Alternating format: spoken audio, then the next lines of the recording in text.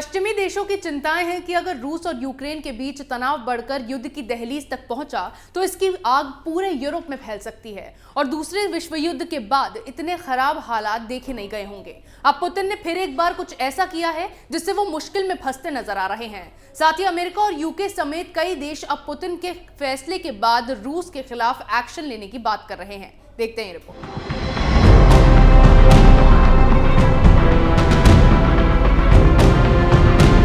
रूस और यूक्रेन के बीच इन दिनों युद्ध का माहौल बना हुआ है। यूक्रेन के राष्ट्रपति ने रूस को बातचीत का प्रस्ताव भी भेजा है, लेकिन पुतिन अपने फैसले से तस से मस होने को तैयार नहीं है।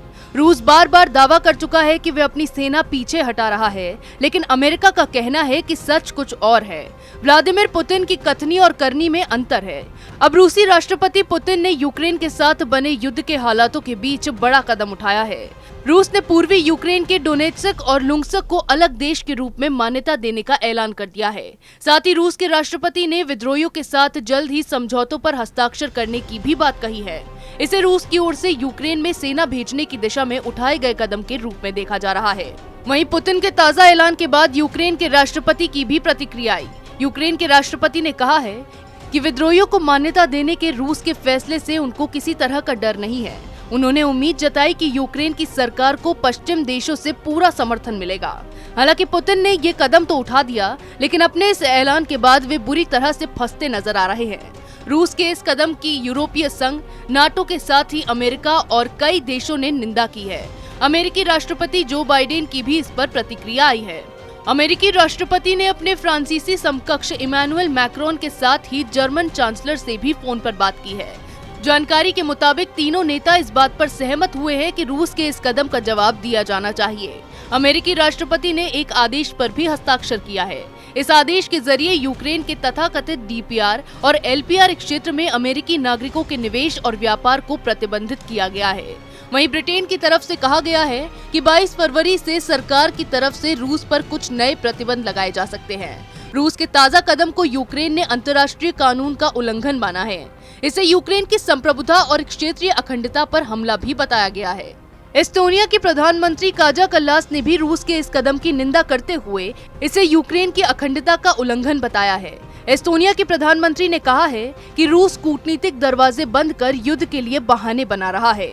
यूरोपीय संघ के अध्यक्ष चार्ल्स मिशेल और यूरोपीय आयोग के president Ursula von der Leyen ने संयुक्त बयान जारी कर रूस के इस कदम की निंदा की है। यूरोपीय संघ और यूरोपीय आयोग के प्रमुख की ओर से जारी बयान में कहा गया है कि रूस का ये कदम अंतर्राष्ट्रीय कानून के साथ ही मिन्स्क समझौते का भी उल्लंघन है।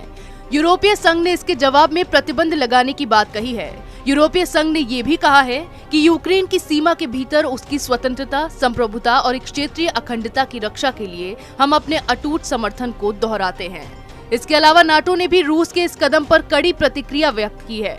नाटो के सेक्रेटरी जनरल जेन्स स्टोल्टेनबर्ग ने रूस के इस फैसले की निंदा करते हुए कहा कि इससे यूक्रेन की संप्रभुता और क्षेत्रीय अखंडता कमजोर होगी और संघर्ष के समाधान की दिशा में चल रहे प्रयासों को झटका लगेगा। ये मिन्स्क समझौते का उल्लंघन भी है। 2015 में संयुक्त राष्ट्र सुरक्षा परिषद ने यूक्रेन की संप्रभुता, स्वतंत्रता और क्षेत्रीय अखंडता के सम्मान की पुष्टि की थी, जिसमें रूस भी शामिल था। डोनेत्स्क और लुंग्स्क यूक्रेन का हिस्सा है। गौरतलब है कि रूस और यूक्रेन के बीच लंबे समय से युद्ध की परिस्थितियां बनी हुई हैं।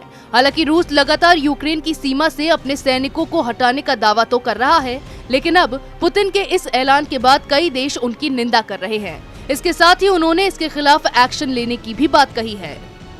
रूस और यूक्रेन के बीच लंबे समय से विवाद चल रहा है। रूस लगातार यूक्रेन पर हमला करने की धमकी दे रहा है। कई विश्लेषकों का मानना है कि रूस ये दबाव की रणनीति के तहत कर रहा है ताकि यूक्रेन को पश्चिमी देशों की सुरक्षा संगठन नाटो में जगह ना मिल सके।